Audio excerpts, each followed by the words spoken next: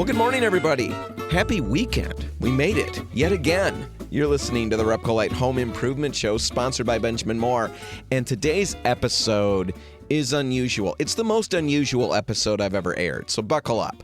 This past Monday was Veterans Day, right? And with that in mind, I really wanted to do something this year to honor our veterans, to really do that as well as we could. You know, all of us at RepcoLite really wanted to get into that and come up with a plan. So the plan that I came up with was this. I sat down with my dad, Mark Hansen, to talk about his experiences during the Vietnam War. And it's something he and I have never really talked about in depth before. So today's episode is going to feature highlights from that conversation. For the full interview, check out our podcast or YouTube channel. All right, let's jump into our Veterans Day special with my dad, Mark Hansen. How did you end up in the service? I was enlisted. You had to sign up for the draft when you were 18. And Vietnam was going hot and heavy at that time. And I didn't think about it much. You didn't think about? As far as having to go, I knew that I would have to go if I enlisted in the Army, whatever, or got drafted. If you're drafted, you're going to be there for sure. But either way, that wasn't the deciding factor. And then I thought, well, with the schooling, and I used to work at Hansen Machine and as in high school. Mm-hmm. And I was on a punch press, which I hated, cleaning dies with my grandpa. And so Grandpa said, why don't you go to the service and go to school?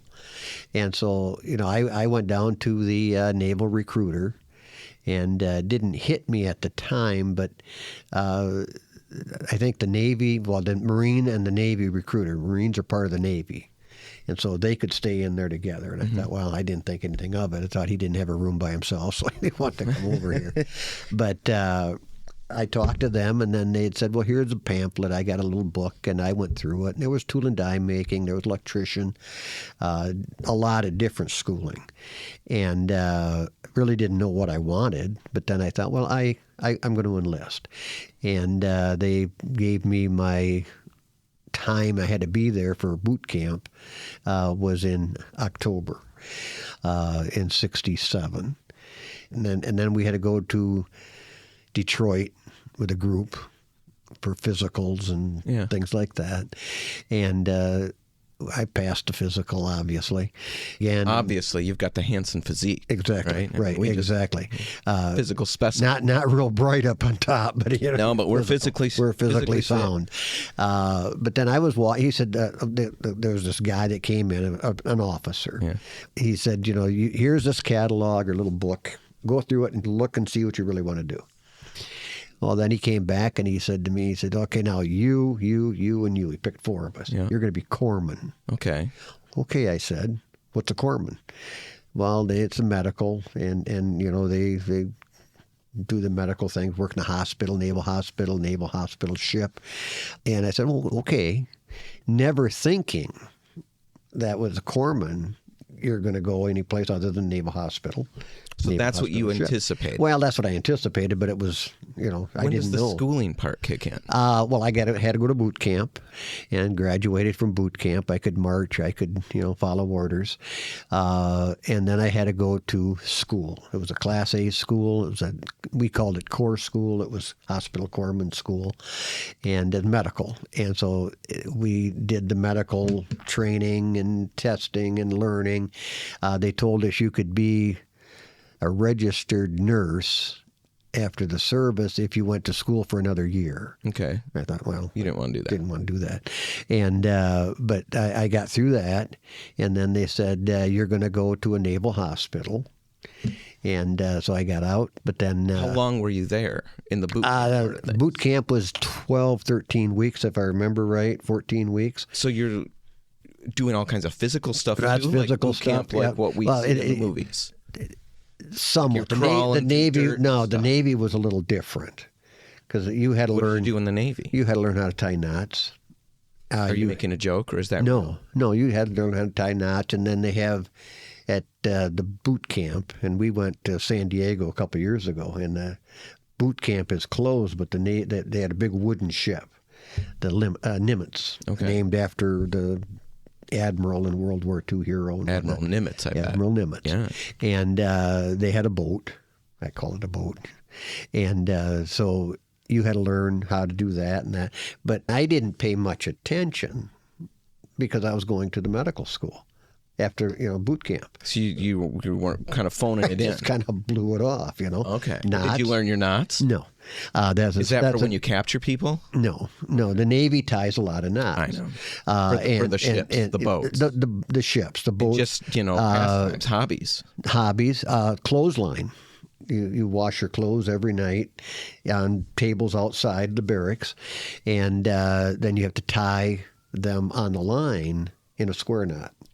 And our drill instructor, he was an E7, and we had to call him, I don't forget what it was. I know what I called him. This is something that children might listen to. Yes, I know. I knew what I wanted to call him, but chief. He was naval chief. That Navy worked. chief. He would come in the morning early, and if it's not tied in a square knot, it'd be on the ground. He'd throw it on the ground. Well, you'd untie it, and poof, down it goes. Okay. I think I graduated boot camp, and the last time I had a wash, I think I did manage to keep the clothes on the line. Okay, so you pulled that off. I do know how to tie a square knot, although I've got to think about it. Yeah. But then I went to San Diego Balboa Hospital, and that was longer training because it's all medical training. Medical training, yes. Class. You've got no medical background. You were punching guys and stuff. Yep, and have no medical background. I could put a Band-Aid on, but I didn't do it right. You're not good at Band-Aids. No, not whatsoever. And so I got that, and we just had basic training. But then I went to Long Beach Naval Hospital, and then after I graduated from there, they shipped me my orders, and it says Camp Pendleton, California, 5th Marine Tank Battalion. And I thought, let's see here. I enlisted in the Navy, and I didn't want to pound gravel, we used to say, for 2 years in the Army. And now I'm going to pound gravel for 3 to 4 years in the Marine Corps. Okay. Makes perfect sense to me. So when you enlisted, is there a certain time frame that you thought you were in for? It was 4 years. It was a 4-year enlistment. 4 years no matter what. Yes. And Dad, Grandpa, he didn't know I was going to the Marine Corps. Well, then I learned and know now that the Marine Corps is part of the Navy. There are the Navy's ground forces.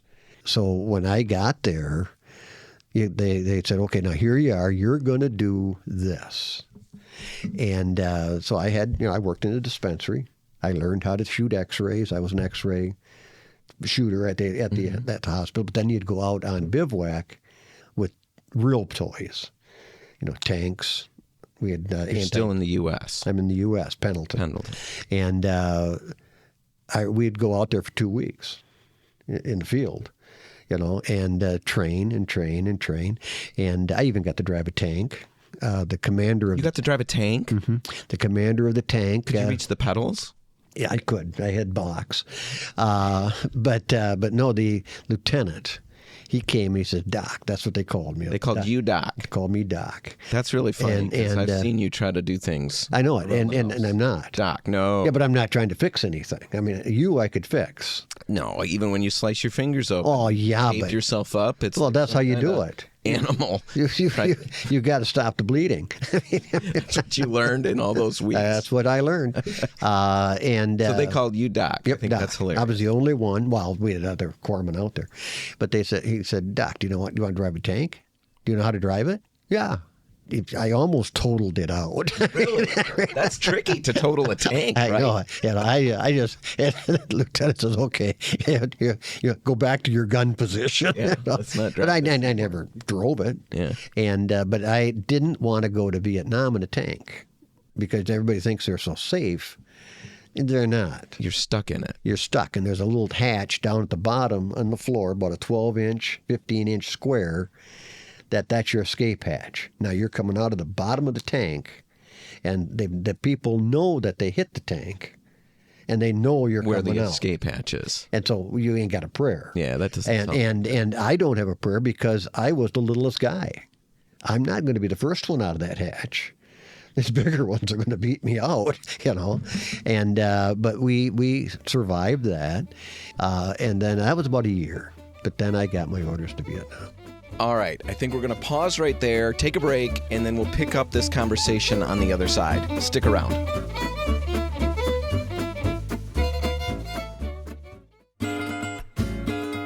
And we're back. You're listening to a special Veterans Day episode of the RepcoLite Home Improvement Show, sponsored by Benjamin Moore. Now, Veterans Day was Monday, and everybody here at RepcoLite wanted to do what we could to honor our veterans, and that's what we're doing on the show today. This entire episode is an interview that I had with my dad, Mark Hansen, about his time in Vietnam. Now, at the end of the last segment, Dad had just received his orders to head to Vietnam. Let's pick it up there. So what was that like? Were you engaged to Mom at that point? I was engaged to your mother when I got my orders. To go to Vietnam. Mm-hmm. So how did that fly? How did the whole family take that when they heard you were going? How did you take that when you heard you were going? It didn't set in. I mean, you weren't worried. You didn't think about it. Mom... Was that generally how it was? Or was that no, how it was well, with you? that was me because I just don't... think about it. Yeah, I never did. How did Mom do it? You started this. Well, Mom, I believe, I forget when that was. I was at Pendleton, I think, when Mary Ann's husband, or Mom's husband, sister's your mother's sister, fiance was killed. And he was driving a truck, for the Army, and it hit a landmine and whatever. I don't know all the details. That hit her. And their side of the family. Well, yeah, because all of a sudden it's real. Yep. And so, but still, you were sad. And I knew Bob a little bit. I mean, he was a year older than me in high school, but her sister was in my class. And Mom's sister? Yeah. Mm-hmm. And I couldn't go home to the funeral. I didn't go. But when I got my orders, that was brutal. For Mom, for the family. The family. How about your side of things? Oh, my mom. She put in her head that he's going to be in a place in the rear, and Da Nang. Okay. Whatnot, and that's what it was going to be. She just focused on and then something she positive, focused, and that was it. And Dad, I don't think knew, but my brothers. They didn't go. They didn't go. They didn't go into service, and so I mean. And they never were drafted. No, because right. I'll back it up because they changed the draft to a number system. I forget how many numbers it was, and I was home on leave. I think it was before I went to Vietnam, and I was home on leave, and I watched it. I said, "Well, wonder where I go on, how soon I'd get drafted." Brian, your Uncle Brian, he was way up in the numbers. Uncle Mike, way up in the numbers. Uncle Jim, he wasn't old enough to be in the draft. So they all... Me, I'm 8. Really? Yeah. Oh. And I thought, oh, crap. You would have gone anyway. I'm on my way, And so that's when I went. But when I flew out, your mom went to the airport with me. I flew off, and then we landed in Da Nang. And they said, we got off the plane, and they said, run over to the bunker. There's information we're going to get mortared tonight. So you land and you're already in it. Yep. At that point. But we didn't get hit. No, but that's what you're thinking. Yeah, you go in I thinking thought, it's wow. coming. Well, then I had to get in there, and then I got assigned to a CAP unit. Mm-hmm. It was the 3rd Marine Amphibious Force CAP unit. Now, the Tet Offensive of 69 was just over, the big one. Yeah. And that was at Way City. That's where our headquarters was. And then my first patrol that I went on at night was where the Tet was. As a field medic? As a field medic, yeah. I was given an M16. So you had a weapon. I had a weapon. I had, in fact, a .45 caliber pistol also, because Corpsman would carry it. You had to carry your pack, a 100 and some pound pack with all medical stuff. And we had to go on a patrol. Scared spitless. Yeah. Because you didn't know what was going to come. How old are you at this point? Well, I was 20. I went over there at 20. And so I did that. Well, then we went to our little unit. and there was 15 Marines and me. Then you had 15 Vietnamese, like reservists, and they were all right, but yet not a Marine, not an Army guy. How much fighting and all of that did you see? Not as much as a lot of people did, but enough for me. Yeah. You're guarding the village. You live in the village. The village is 65, 70% VC sympathizers. You don't know who your friends are. And it's eerie. You don't know. But the village chief in the one area, Bin Key, we were at, he was Viet Cong. Well, sympathizer, but he had a radio. And so he could get on our tactical net, because it's a tactical radio, and tell them where we are. So we had to change up that and whatnot. So did you run into like traps and stuff like that? Booby traps we used to have. Things? Oh, yeah, I had booby traps. We had a lot of toe poppers. You just take the front of your foot off. Okay. And I never hit a booby trap, but the people in then the you have to help people when that happens. You're on them. If they get hit, you're on them. How did that go when that's got to happen? I didn't know when I got on the plane to go there. I didn't know. How would I handle it? I had no idea. How do you handle blood in general? It doesn't bother me.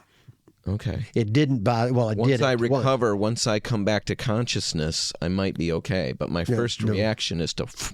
If somebody gets hit, you're on them. You just go with. You do what you got to do. I remember one night I was on watch with Virgil Teskey. we were two peas in a pod. He was a Lance Corporal Marine, and I was an E4 at that time. And we were on watch, and I took the Starlight scope. You could see at night. And it's not like you got now, but... And when we walked out to the ambush site, the Vietnamese, it was almost like, and we didn't have garage sales at the time, but they were just hauling the furniture out. It'd be like a garage sale. Ooh, garage sale tomorrow. You said you didn't think that, but what's going on? Well, I was on watch. It was about midnight, and all of a sudden, the village is on fire, and the captain comes on the radio. He says, "What's going on?" Don't know. He said, "It looks like the village is on fire." What are you going to do? Well, as soon as I hang up from you, I'll call the fire department. What do you want me to do? Right. He didn't like that. But he says, "You guys are Marines. You got to go in there." We did. But the Viet Cong had set the village on fire, and they knew. What did you do then? We went in. Oh, yeah, but I mean, you can't stop the fire, can you? No. And they had one way in, and that was the main gate. And you know what they were waiting for? Where they're going to be. And we got in, no casualties. The fire, they're just paper hat or hooches and whatnot, straw. They burned fast. Yeah. But they all knew that it was happening, but nobody said anything to us. That's why they moved all their stuff out. Okay. That's why they moved all their They knew it belongings. was coming. But the Viet Cong set the fire. But they would come in and, do damage to people and whatnot who are sympathizers with us. But it was a different. You lived it. Everybody lives it, but you lived in there with them.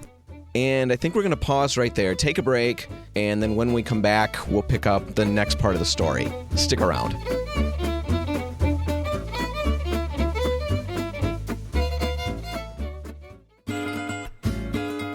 And we're back. You're listening to a special Veterans Day episode of the RepcoLite Home Improvement Show, sponsored by Benjamin Moore. And in honor of Veterans Day, earlier this week, I'm interviewing my dad, who spent time in Vietnam. Let's get back to the conversation. So you get to know some people, like you mentioned, a Virgil guy. Yep. Do you hang with him the whole time, or you get No, split up you've as time got. goes by? Well, you get split up sometimes. Do you guys stay in contact? Nope. The only thing I did when I got home was I kind of watched. Well, I wasn't when I got home. It was after we'd gotten a computer that I went through it and kind of looked up the units I was in and see how they had fared out and whatnot. Because when I got sent to the rear, I was going to fly out in 3 days back to the States. Like your tour is done. My tour is done. And Captain Mallard, he was the Marine captain out there, he said, we got in and we had our unit was going to move to the Ho Chi Minh Trail area. Yeah, scared to death. I got 3 days. I lasted this long. I don't know. Captain Mallard, Doc, get your stuff, throw it on the ground. You're not going. Why not? You're just not going. And so I stayed in the rear for 2 nights, and then I flew out. So he kept you back? Because I was going home. He didn't want anything to go. And Captain Mallard was one of the greatest Marine officers that I ever served with. I mean, they all were good, but he was more down to earth. So tell everybody about, Grandma wrote a letter, your mom. Yep. Didn't she get after somebody? Didn't she write a letter scathing to, letter? Well, it wasn't as scathing as I thought. I got a copy of it. Oh, it wasn't quite the story. Well, she said, well, your mom, when I went on R&R to Hawaii. Yep. And your mother went. Yep. And you were skinny or something. Skinny, like 100 pounds maybe. I don't know. Always clogged up, because I'm always clogged up. What does that mean? Does that mean what I think it means? Allergies and so Oh, so okay. forth. Clogged up that way. Yeah. And, no, not the other way.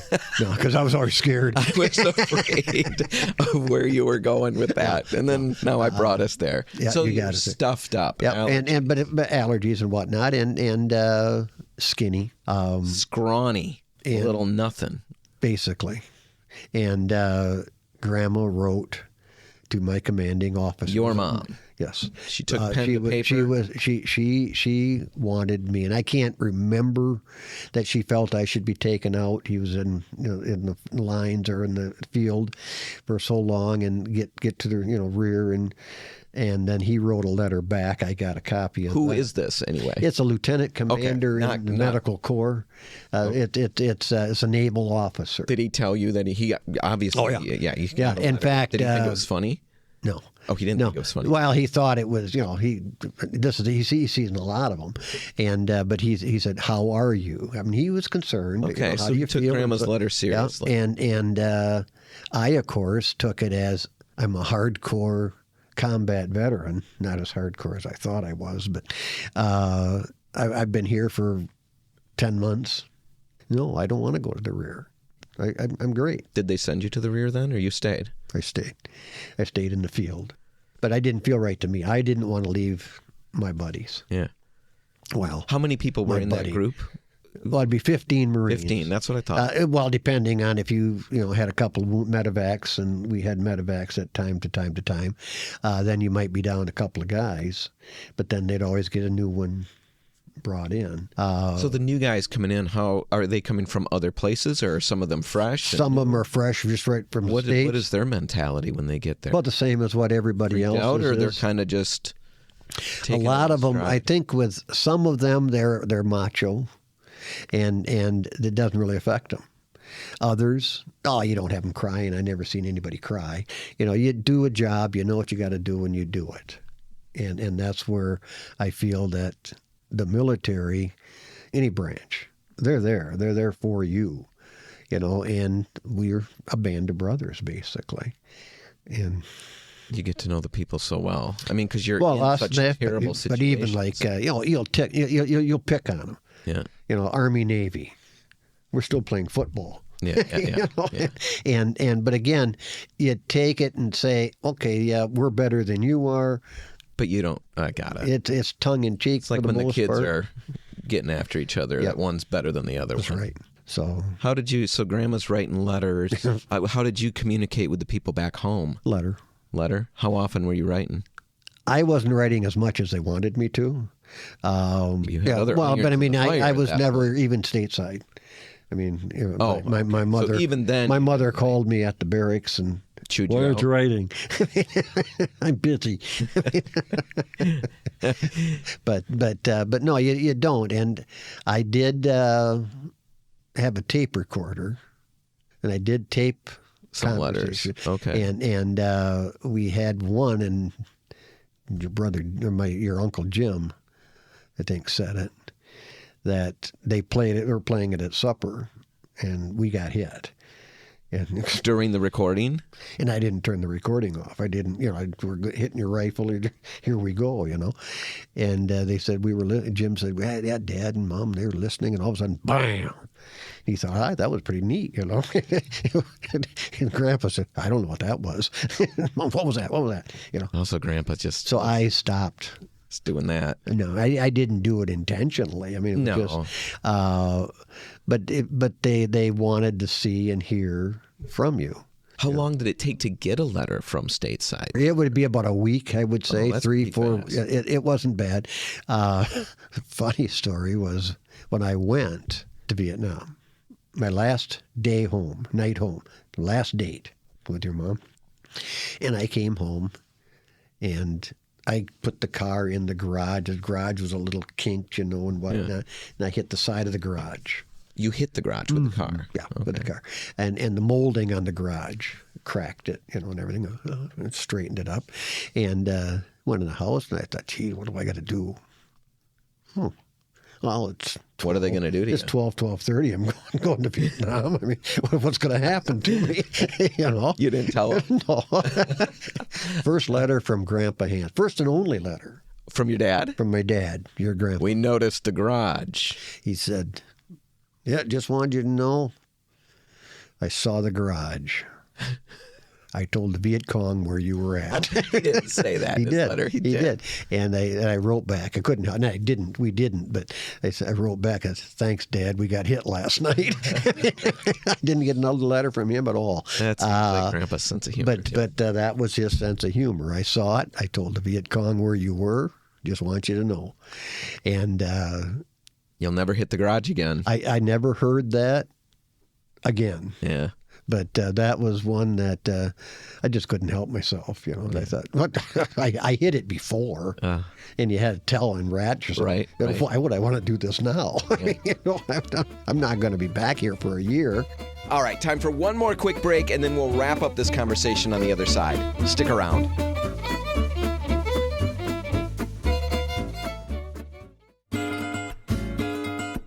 Welcome back to our special Veterans Day episode of the RepcoLite Home Improvement Show, sponsored by Benjamin Moore. And yeah, in honor of Veterans Day, it happened Monday this past week. In honor of the day and in honor of our veterans, I'm interviewing my dad, who spent time in Vietnam. Let's jump back into the conversation. What was the toughest part? Boot camp. Why? Just because I was never gone. I never left home. So you missed home. That was tough. It did a little bit, and of course you didn't like the surrogate mother, your drill instructor. You didn't like him that well. They're in your face, and they're teaching you respect. They're teaching you everything, and but that I think was the worst. They had signs up: your mother doesn't work here, or doesn't live here. Clean your own place. Yeah. I remember you would always talk to us. I've never seen you make a bed ever. But you would always talk when we were supposed to make a bed that we're supposed to be able to bounce a dime or a quarter off. Dime on the So you were able to do that, make a bed. Why did you quit? Because I got married. Okay. You're saying that's Mom's I probably shouldn't have said that. I don't know if that can air. But no, I mean... you probably did make beds, right? I made beds. I mean, I didn't make a double bed. Oh, see, there you go. We're short. That was way tricky. I mean, you can't even reach across. Right. A bunk. And you don't want to show up at a barracks and see a double bed. No. That would make you think, what is good what's cooking going here? on? But a double bed or a single bed, I would have it torn apart when I first got in, and a lot of them did. I mean, again, like your clothes not being tied with a square knot. No. Oh, they just tear it apart. They tear it apart. So you could put it together and make it perfect. Mm-hmm. Being in combat, how did you deal with the stress? Or do you just don't think compartmentalize it? It goes away. It goes away. You focus on what's happening. You worry. I did anyway. At night, don't let anybody get hurt because I knew what was going to happen. And during the day, you have no problem. So most stuff didn't happen during the day? It was always... Well, if you're out on a patrol or something, you might. But and again, other places, like we're in a village. So for your situation... So my situation, it wasn't really that bad. You don't want to, like we would do exercising, running, You don't want to run the same direction every day. and set a pattern. If somebody's going to lay a booby trap for you, or could. But you didn't have a real worry about it. It's when it starting to get dusk is when, okay, here we go again, because you don't know. But with us, it wasn't a long battle. It might last not even 20 minutes because it's just hit and run. It's hit and run, hit and run, hit and run. We're waiting for you. We're going to ambush you, fire some shots and take off. Like I never ran into the NVA, the North Vietnamese Army. They came to play. And we heard people say that they're in their area, we'd get more ammunition. I don't want more ammunition. I want a big truck here so I got 15 people here, but we never got hit. As the medic, did you feel responsible? I mean, obviously you felt some responsibility for the group. I mean, you're not in command of anything, but do you feel like you got to take care of everybody? You've got to take care of them. I mean, if somebody gets hit, and I'm not going to go deeply in it, but you're on them. You take your rifle with you. But you've got to run into whatever. Do people go with you? Nope. They're fighting back and shooting. You go by yourself and you just go. You don't think about it. You're shaken afterwards, or at least you were. But you had 3-4 people hit. They're laying down cover fire. You're patching. How do you get people pulled back as one single person, or do other people join you at some point? If they're out there, then somebody's going to go with you because we used to laugh in the boot camp or when we were practicing.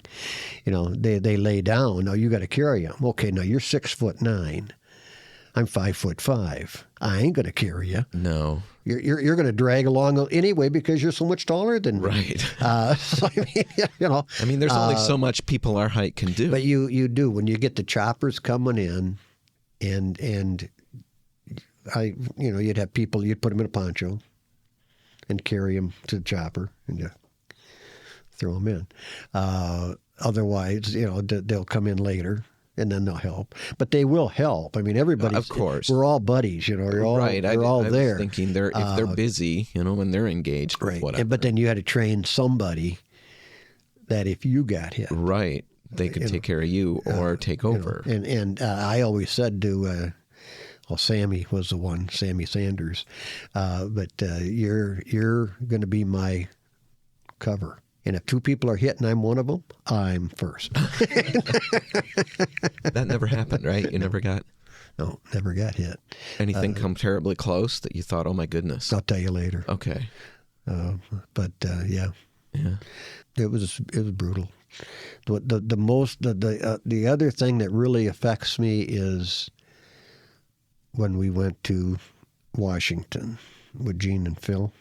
My sister and her husband. Your sister, I'm sorry. You just went to Washington, D.C.? Washington, D.C., and then Gettysburg. And Jeannie had said, we're going to see the wall. And I'll bust out. No. Yeah. I did. It's Yeah.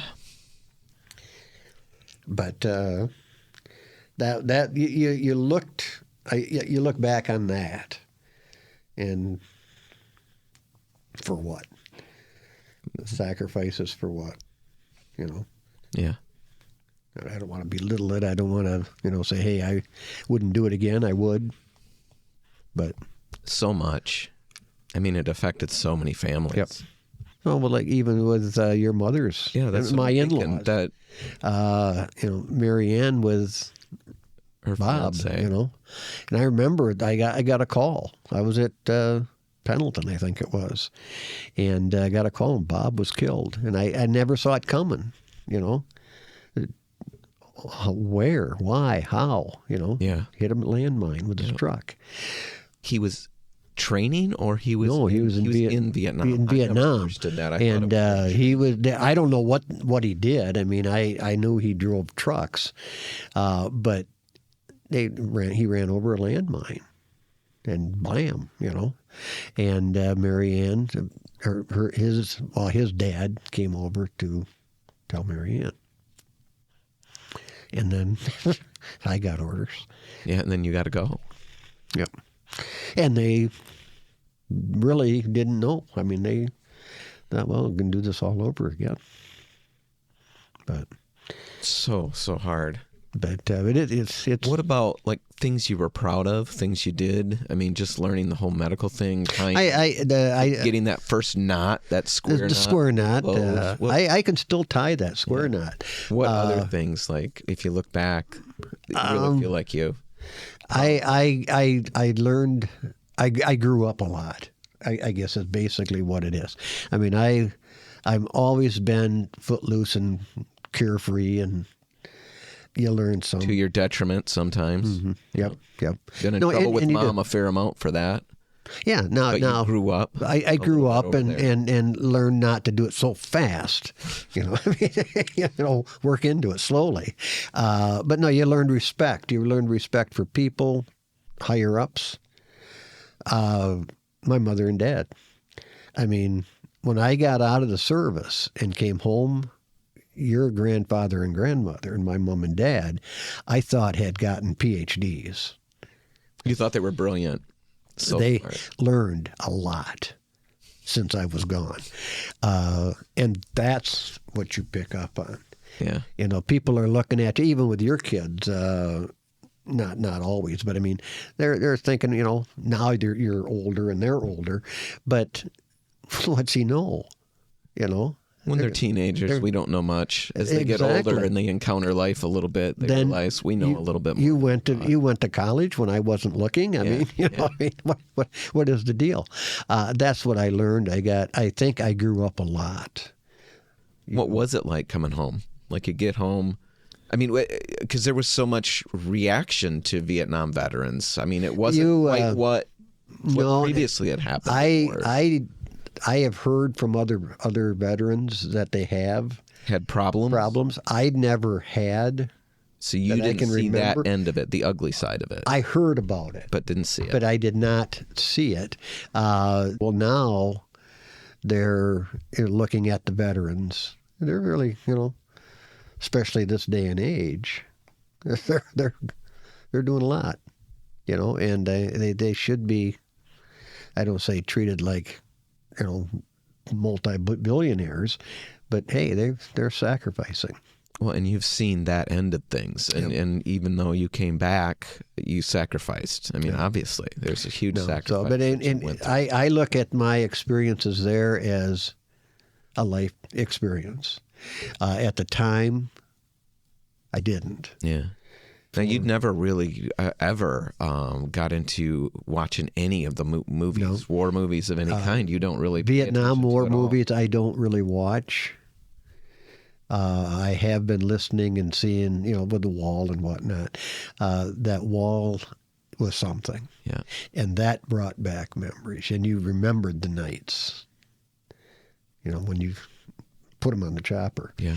And you found names you knew. Mm-hmm. Okay. And it was tough. Yeah. And they say that it is. But for people that would be in a whole lot of stuff, it's got to be terrible. Yeah. It's got to be terrible. I wasn't in that much, more than I cared to be in. But I mean, nothing compared to anything. But no, you think about it, especially Veterans Day. You think about it, and you think about families where they didn't make it back. Anybody, what do they go through every time? I don't know. Really something. Really something. A heartfelt thanks to my dad, Mark Hansen, for his service and his story, and to all veterans and their families. Your sacrifices, they're not forgotten, and we're grateful and thankful for every single one of you. Now, don't forget, the full interview is on our podcast and YouTube. Have a great weekend, everybody, and I'll see you next week. I'm Dan Hansen. Thanks for listening.